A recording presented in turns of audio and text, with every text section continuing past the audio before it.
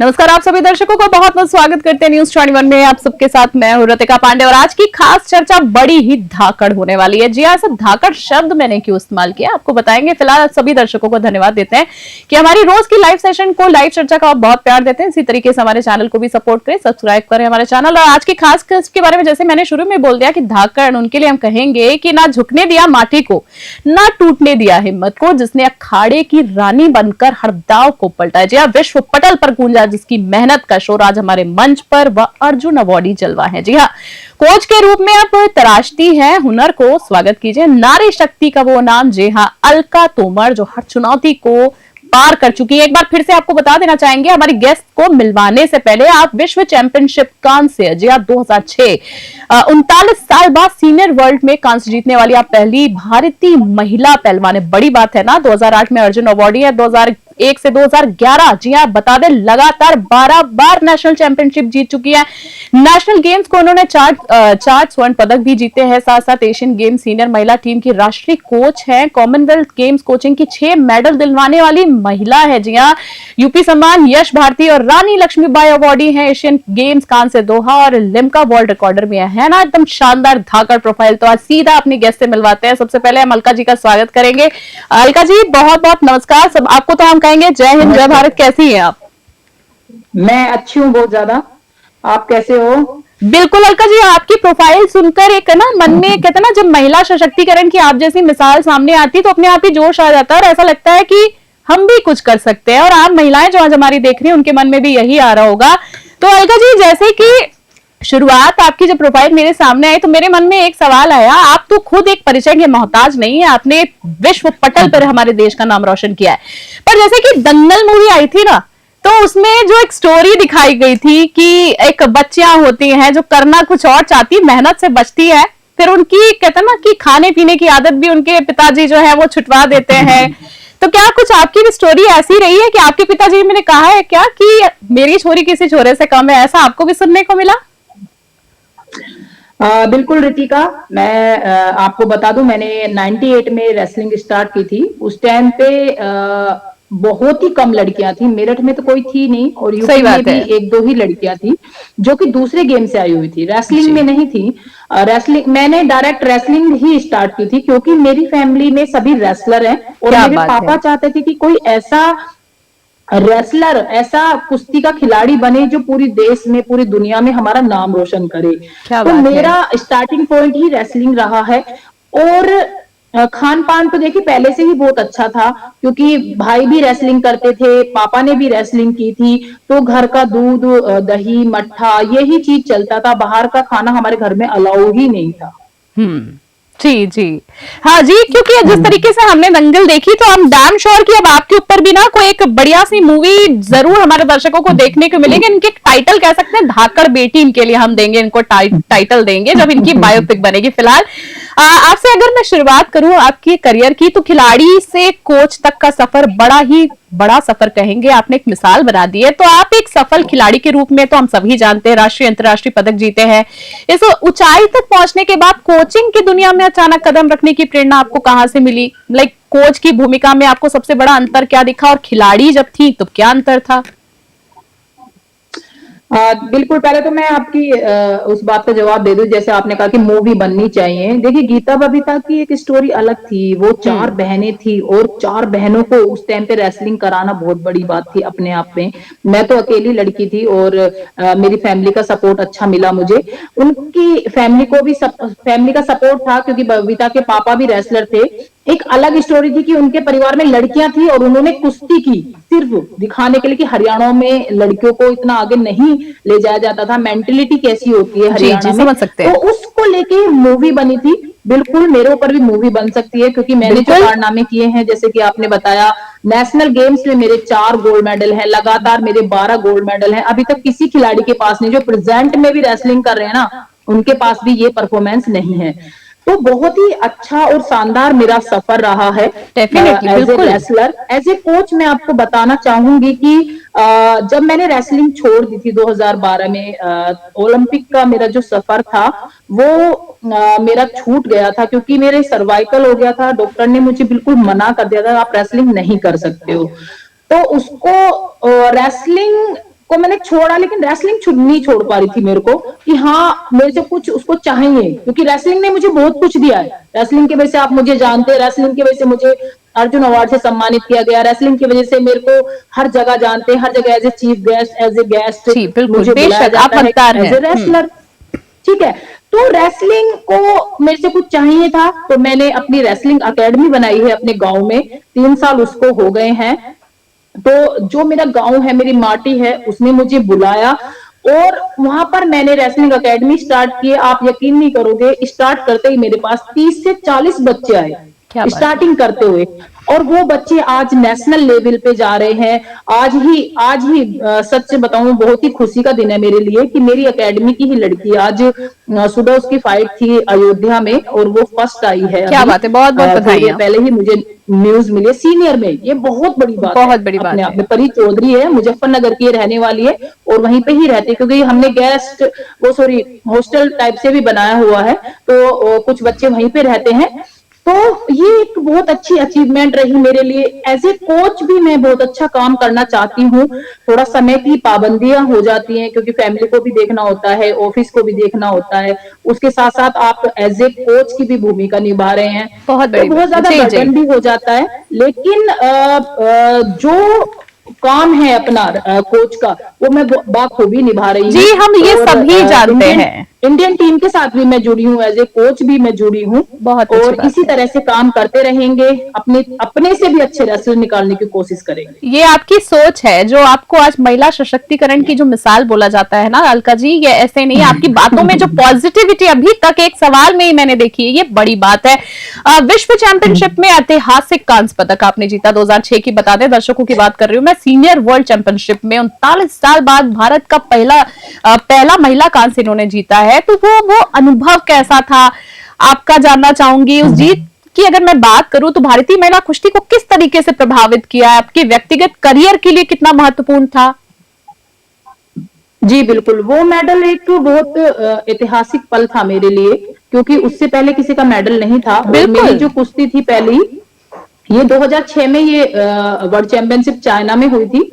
तो उस टाइम पे मेरी पहली कुश्ती जापान से हो गई थी, और उसके साथ भी मेरे साथ थोड़ी सी चीटिंग हुई। जो पॉइंट मेरे थे वो पॉइंट नहीं दिए गए थे, जो उसका जो पॉइंट हुआ वो दे दिया गया था।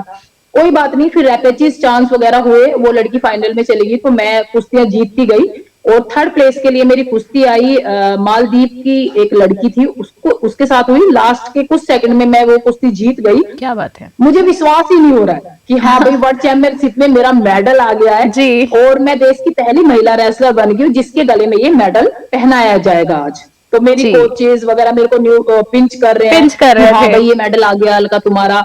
और देश के लोग जो जापान के थे, अमेरिका के थे, चाइना से, सबने मुझे इतनी ज्यादा बधाइयां दी कि यार इंडिया की लड़की का मेडल आ गया। जी, नामुमकिन था, उससे पहले कभी भी कोई मेडल नहीं आता था। कुछ ही लड़कियां पार्टिसिपेट करने जाती थी वर्ल्ड चैंपियनशिप वगैरह में। तो एक मतलब बहुत ही रोंगटे खड़े कर देने वाला ये पल था मेरे लिए।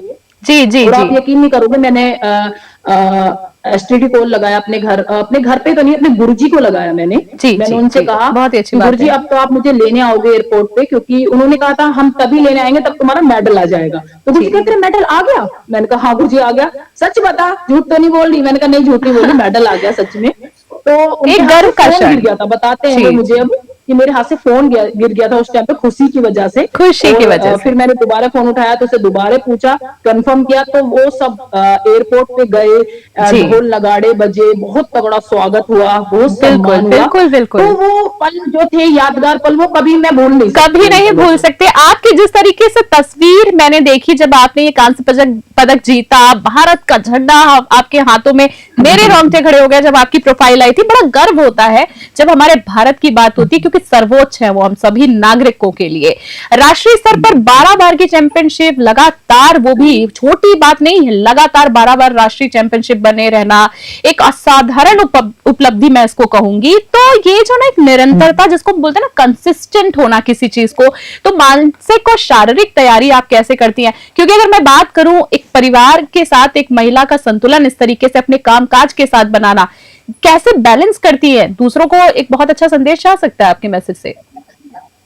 जी, बिल्कुल। देखिए एक शेड्यूल होता है हमारा उठने से लेके सोने तक का पूरा। अगर आप वो शेड्यूल बना लेते हैं, अगर उसको आप अच्छे से फ़ॉलो करते हैं, तो आप सारी चीज़ें कर सकते हैं। पहले की बात करूँ तो पहले तो काफ़ी समय मिल जाता था क्योंकि फैमिली का इतना बर्डन नहीं था। पहले तो सिर्फ़ रेसलिंग थी कि हाँ, हम्म। सुबह उठे, प्रैक्टिस की, खाया-पिया, सो गए। लेकिन अब फैमिली को देखना पड़ता है, मेरे छोटे-छोटे बच्चे हैं, हस्बैंड है, सास-ससुर भी हैं मतलब। तो चलिए। सुबह मैं अभी भी आज पहले मैं 4 बजे उठती थी क्योंकि ज़्यादा प्रैक्टिस करनी होती थी। अब मैं 5 बजे उठती हूँ और 5 बजे के बाद पहले बच्चों का टिफ़िन वगैरह बनाना होता है और उसके बाद अपने घर का छोटे-मोटे काम होते हैं। फिर उसके बाद मैं योगा करती हूँ, उसके बाद मैं बहुत अपना अच्छी बात जिम है। भी करती हूँ अभी भी। हाँ। तो मतलब ये मैं पहले ही सेट कर लेती हूँ सारे काम अपने कि हाँ मेरे को ये आज ये करना है, आज वहाँ पे जाना है, ये करना है। उस तरह का पूरा शेड्यूल मेरा पहले ही रात को ही तैयार मैं करके सोती हूँ। अगर मैं एट ए टाइम पे करूँगी तो वो पॉसिबल नहीं है। जी तो जी। मैं हर एक महिला से, हर एक बच्चे से यही कहना चाहती हूँ कि जो आपका गोल है, जिसको आपको अचीव करना है, उसकी तैयारी आप प्रिपरेशन पहले से ही कर लें। उसका जी। एक शेड्यूल बना लें कि हाँ, हमको ये चीज़ें करनी है, तो उसकी तैयारी पहले से ही हमें शुरू करनी होगी, उसके लिए मेहनत करनी होगी फिर। मेहनत करनी ऐसा नहीं है होगी। कि हमने हमने शेड्यूल बना दिया बस वो फॉलो ही करना है। उसके लिए हमें कड़ी मेहनत करनी होती है उसको अचीव करने के लिए उस चीज़ों को। जी जी जी तो जी बिल्कुल। पहले वाली लाइफ में और इस वाली लाइफ में काफ़ी डिफरेंट है। उस टाइम पे सिर्फ हमें अपना सोचना होता है। अब आज परिवार के के टाइम में साथ हमें चीजों अपना का, पूरा फैमिली को परिवार के देखना है। साथ आप देश का भी सोच रही है। देखिए अलका जी की बात से अभी एक बड़ा ही खूबसूरत मैसेज मिला है उन लोगों को, महिलाओं को भी और सभी को। मैं कहूंगी कॉमनली महिलाओं की बात नहीं हो रही है। 24 घंटे हम सबके पास होते हैं और एक कहता ना सशक्त मिसाल जो आज कहूंगी बैलेंस का, वो आज हमारे साथ अलका जी है। अलका जी, आखिरी 2-3 सवालों में मैं आपसे जानना चाहूंगी, जैसे अब अर्जुन अवार्ड और अन्य सम्मान आपको मिले हैं, यश भारती, रानी लक्ष्मीबाई अवार्ड जैसे कई प्रतिष्ठित सम्मानों से आपको नवाजा गया, तो इन सम्मानों को आप किस तरीके से, आपको कैसे प्रेरित करता है? मैं समझ सकती हूँ कि एक आर्टिस्ट के लिए एक सम्मान बहुत मायने रखता है। तो कुश्ती में नई पीढ़ी में जो बच्चियां आना चाहती हैं, उनको आप क्या मैसेज देना चाहेंगी? देखिए, मैं यही कहना चाहती हूँ कि जैसे मैंने बताया कि एक शेड्यूल आप बना लीजिए, आपको जी मेहनत जी जी। करनी है। उसके साथ-साथ आपको अपने पेरेंट्स की रिस्पेक्ट करनी है, आपको उस गुरु 100%। की, उस कोच की रिस्पेक्ट करनी है और डिसिप्लिन में रहना है। सबसे मेन होता है डिसिप्लिन, एक खिलाड़ी के लिए और या जो भी आप नॉर्मल लाइफ जी रहे हैं, आपका डिसिप्लिन आपको मेंटेन रखना पड़ता है। डिसिप्लिन में सारी चीज़ें आ जाती हैं। टाइम से उठना है, टाइम से खाना है, टाइम से आपको प्रैक्टिस करनी है, टाइम से आपको पढ़ना भी है। ऐसा नहीं है कि भई हम खेल में है तो हमें पढ़ाई नहीं करनी है, एजुकेशन हमें छोड़ देनी है। एजुकेशन इज वेरी देखिए हमारे इंपॉर्टेंट। समय पे यस। इतना ज़्यादा पढ़ाई का इतना जी जोर जी। नहीं था, लेकिन आज के टाइम में आपको पढ़ाई भी साथ में लेके चलनी है बैलेंस और करके। प्रैक्टिस भी आपको करनी है अगर जी आपको जी। कुछ बनना है। तो डिसिप्लिन में ही ये सारी चीज़ें आ जाती हैं। आपके जो कोचेज़, आपके जो फैमिली ने आपके लिए सोच रखा है, उनको आज के टाइम में हमें फॉलो करना है। मैं देखती हूँ आज के बच्चे ज़्यादातर फ़ोन में ज़्यादा टाइम बिता रहे जी हैं। जी, सही कहा चाहे आपने। जो गेम करते हैं वो भी और जो दूसरे बच्चे हैं वो भी। फ़ोन आज के टाइम में बहुत मतलब एक तरीके से वो दुरुपयोग लगा किया लीजिए कि जा रहा है गलत हो उसका, गया सही है। इस्तेमाल नहीं किया क्योंकि जा रहा है। बच्चे उसमें ज्यादा समय बिता रहे हैं तो अपना टाइम वेस्ट कर रहे हैं फोन के जी साथ। तो जी। फोन को अगर हम अलग रख दे, साइड में रख दे, मैं पेरेंट्स से भी ये कहना चाहूंगी कि फोन हम ज्यादा से ज्यादा ना दिखा के कोई अच्छी बुक्स उनको दिखाएं, अच्छी वीडियोस हम उन बच्चों को दिखाएं अगर दिखा सकते हैं उनको मोटिवेशन करने के लिए। तो इस तरह का बच्चों को शेड्यूल होना चाहिए। जी जो जी। आज की जनरेशन मेरी बच्चे प्रैक्टिस कर रहे हैं उनसे यही कहना चाहूंगी कड़ी मेहनत करें और जो भी आपने नेशनल में इंटरनेशनल के लिए मेडल जीतना है तो उसके लिए आपके जो कोचेज ने शेड्यूल बनाया है उसको पूरा फॉलो करें और ठीक उनकी है। रिस्पेक्ट करें जी हमेशा। जी जी। बहुत ही एक कहेंगे कि मैसेज का जो मैडम का सार है वो है discipline is very important. Discipline बहुत ज्यादा जरूरी है, आप इसको मूल मंत्र मान सकते हैं आज की चर्चा का। अलका जी, जैसे कि कोच के रूप में भविष्य की, अब मैं आपसे लक्ष्य की बात करूंगी। एशिया खेल 2022-23 में आयोजित के लिए सीनियर महिला कुश्ती की टीम की नेशनल आप कोच रह चुकी हैं, तो आपसे जानना चाहूंगी कोच के तौर पर, अब मेरा सवाल का मतलब यह है, आपका प्रमुख लक्ष्य क्या है? भारतीय महिला कुश्ती को वैश्विक स्तर पर, अगले स्तर पर ले जाने के लिए विशेष रणनीति क्या अपना रही हैं बच्चियों के लिए? देखिए अभी तो फिलहाल यही है कि अभी तो मैं खैर एकेडमी पे ज्यादा ध्यान दे रही हूँ। अभी मैं इंडिया टीम के साथ अभी नहीं है, शायद 2026 से मैं जाऊंगी। तो मुझे लगता है कि अगर हमें अपनी टीम को आगे ले जाना है, ज्यादा से ज्यादा, सीनियर में हमारे बहुत ज्यादा कम मेडल आ रहे हैं अभी भी, एक दो मेडल ही हमारा आ पाता है सीनियर में भी। तो हमें अलग से टेक्निक और टैक्टिस पे हमें ध्यान देना होगा कि कहाँ हमारे बच्चे कमियां कर रहे हैं, कहाँ दूसरों की खामियां हैं। तो उसी तरह से हमें प्रैक्टिस में उन चीजों को फॉलो करना होगा और उनको उनकी वीडियोस वगैरह दिखानी होंगी, जिस कंट्री की रेसलर से वो हारते हैं उस तरह की उनको प्रैक्टिस करानी होगी। अटैक डिफेंस हमारा होता है रेसलिंग का, तो ट्रेनिंग में ही हमको पूरा शेड्यूल उनका फॉलो कराना होगा और उन्हें मेहनत करानी होगी। जी जी। आखिरी 2-3 सवालों में, बस आपसे 2 सवालों में जानना चाहूंगी कि परिवार का सपोर्ट एक महिला के लिए बहुत ज्यादा जरूरी होता है। हालांकि महिला जो होती है वो परिवार की नींव होती है। आपसे जानना चाहूंगी थोड़ा आपके, मैं पिताजी के बारे में, जैसे कि आपने अपने परिवार की बात की, आपके मायके पक्ष की, ससुराल पक्ष की मैं बात करना चाहूंगी, कितना सहयोग मिल रहा है आपको? ऑब्वियसली आपको मिला है तभी आज आप यहाँ पर हैं, फिर भी बताना चाहेंगे कुछ?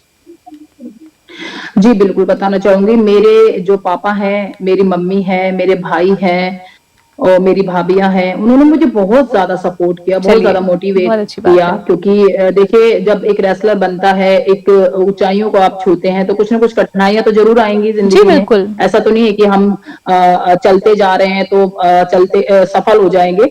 बीच में कुछ ना कुछ कठिनाइयां जरूर आती हैं हर किसी की लाइफ में। मेरी लाइफ में भी काफी ऐसे पॉइंट आए। मेरे को इंजरी बहुत ज्यादा होती थी। मेरे को शोल्डर में इंजरी हो गई, नी में मेरे इंजरी हो गई।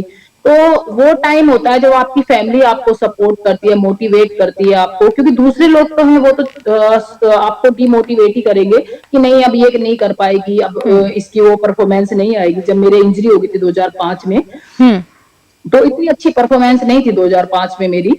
तो गुरुजी से सब बोलने लगे कि अलका अब पहले जैसी इसकी परफॉर्मेंस नहीं रही है गुरुजी, और अब इस पे आप ध्यान मत दीजिए, आप किसी और बच्चे पे ध्यान दीजिए। तो गुरुजी भी 1-2 बार चुप हो गए थे, लेकिन मेरे पापा और मेरे भाई ने कहा नहीं गुरुजी, आप अलका पे ध्यान दो, ये पूरी मेहनत करेगी और कुछ भी कमी होगी आप हमें बताओ। तो मेरे पापा हम उस पे काम करेंगे, हमें आपको रेसलिंग ही करनी है, कुछ कमियां हैं आपको, कुछ दिक्कतें हैं, हमें बताओ। वो दोनों, मैंने कहा पापा आप मेरे साथ चला करो अभी भी। पापा और मेरे भाई हमेशा, मतलब 2 या 3 टाइम भी मुझे प्रैक्टिस करनी तो वो मेरे साथ आते थे। चलिए, ये बहुत अच्छी बात है कि परिवार का सपोर्ट आपको बहुत ज्यादा, कहने का मतलब है अलका जी आपको परिवार का सपोर्ट बहुत अच्छा मिला है। आखिरी मैं चाहूंगी, मेरे 1-2 सवाल हैं, ये हमारी जनता के मन के सवाल हैं और मैं चाहूंगी इसका क्विक आप थोड़ा जवाब दे। कहते ना एक शब्दों में अगर आपको जवाब देना हो, कितने मेडल्स लगभग अभी तक आपने जीते हैं? लगभग मैंने 22 मेडल इंटरनेशनल में है मेरे, और 20 मेडल मेरे नेशनल में है। क्या बात है, 22 और 20, क्या बात है, ये बहुत बड़ी बात है। डाइट, सही डाइट कितनी इंपॉर्टेंट है आपके लिए? क्या मानती हैं आम लोगों के लिए सही डाइट कितनी जरूरी है? बहुत ज्यादा जरूरी, बहुत ज्यादा इम्पोर्टेंट, बहुत ज्यादा इम्पोर्टेंट। इंडिपेंडेंट होना महिलाओं के लिए कितना जरूरी है? बहुत, 100%। अगर आप रेसलर नहीं होती तो क्या होती? मैं शायद पुलिस वगैरह में ज्वाइन करती, क्योंकि आपकी पर्सनालिटी वैसी है। हाँ, पुलिस फोर्स अच्छी लगती थी मुझे बहुत ज्यादा। हॉबीज क्या क्या है आपकी? मेरी हॉबीज है टीवी देखना, मूवी वगैरह देखना, कॉमेडी शो वगैरह देखना। सो बेसिकली आप टीवी देखने का आपको टाइम कैसे मिल जाता है? आपकी तो प्रैक्टिस इतनी ज्यादा रहती है। फेवरेट रेसलर आपका जानना चाहूंगी, कौन है आपके? मेरी फेवरेट रेसलर है साओरी योशिदा। ओके, और फेवरेट कोच आपके कौन है? जी, फेवरेट कोच? फेवरेट कोच मेरे गुरुजी श्री जबर सिंह सोम जी। खाना बनाना पसंद है आपको? खाना बनाती हैं? खाना बनाती हूँ लेकिन पसंद नहीं है। खाना बनाती हूँ लेकिन पसंद नहीं है, चलिए कोई बात नहीं। चलिए आखिरी 1-2 सवाल में, मोबाइल में क्या देखना पसंद करती है? ये ना लोगों के मन में जवाब होता है, कितनी अच्छी रेसलर है, क्या ये मोबाइल देखती होंगी? तो मोबाइल में क्या देखती हैं आप?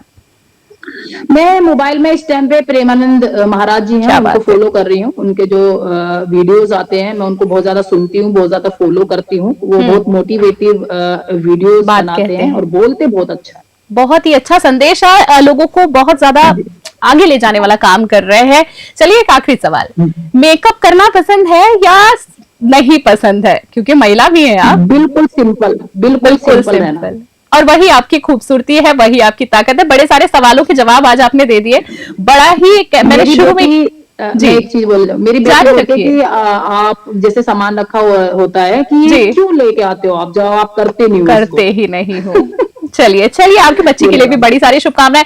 अलका जी, पहले तो मैं आपको कहूंगी कि अब बड़ा ही गर्व महसूस हुआ आज आपसे चर्चा करके। आपका बहुत बहुत धन्यवाद देना चाहेंगे कि आज आपने समय दिया, और हम चाहेंगे कि ऐसे ही अनगिनत जो खिताब है आप हमारे देश के लिए लेती रहे। आप स्वस्थ रहे, कुशल मंगल रहे, और आपके लिए बड़ी सारी शुभकामनाएं, और आपकी अकेडमी में सभी बच्चों के लिए बहुत बहुत धन्यवाद। अलका तोमर, अंतर्राष्ट्रीय महिला पहलवान, आज हमारे साथ। Thank you Ritika, thank you so much. और मैं आप सबको भी बधाइयां देना चाहती हूँ कि आपका चैनल इसी तरह से प्रोग्रेस करे और आप ऐसे ही आगे बढ़ते रहें। और बहुत ही अच्छे तरीके से आपने इंटरव्यू लिया है मेरा, बहुत ही अच्छे सवाल थे, और आपका कॉन्फिडेंस जो है वो भी बहुत अच्छा है, तो आप भी ऐसे ही प्रोग्रेस करें।